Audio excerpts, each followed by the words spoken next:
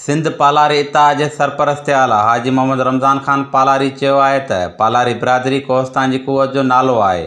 उहो वक़्तु हलियो वियो जॾहिं मुख़ालिफ़ पालारियुनि खे डिॼारे ऐं बेवकूफ़ बणाए पंहिंजो ग़ुलाम बणाईंदा हुआ, पर हाणे सिंध पालारी इत्तेहाद पालारियुनि में सुॼागी आणे खेनि मुतहद ऐं मुनज़्ज़म करे छॾियो आहे।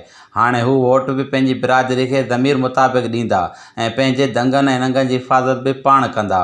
हिन अहिड़नि ख़्यालनि जो इज़हार थाणे बुला खान भरिसां ॻोठु बचल पालारी में यूसी धमाज जे उमेदवारनि जे कानर गजाणी खे ख़िताब कंदे कयो। हुन वधीक चयो त पालारी बिरादरी यूनियन काउंसिल धमाच, मूंदर खान ऐं यूसी सरी में अक्सरियत सां आबाद आहे, पर उन्हनि खे हिकु साज़िश तहत पाड़नि में विरहाए कमज़ोर कयो वियो हो। पर हाणे असां हुन साज़िश खे नाकाम बणाए पालारियुनि खे हिकु मुतहद बिरादरी बणायो आहे। हाणे हू पंहिंजो बुरो भलो पाण सम्झनि था, कंहिंजे बि वर्गलाइन में अचण वारा हरगिज़ न आहिनि। उन मौक़े ते जामशुरो इत्तेहाद अॻुवाण मलक चंगेज़ खान जो चवणु हो त वॾेरो मोहम्मद बचल पालारी हिकु ॻाल्हि वारो खरो ऐं सचो माण्हू आहे। हुन जेका ॻाल्हि कई आहे उन ते सदाईं पूरो लथो आहे।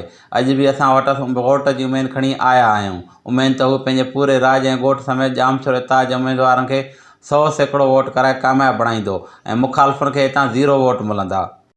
हुन चयो त हितां जे ॻोठाणनि सदाईं सचो साथ ॾिनो आहे ऐं हाणे बि ॾींदा।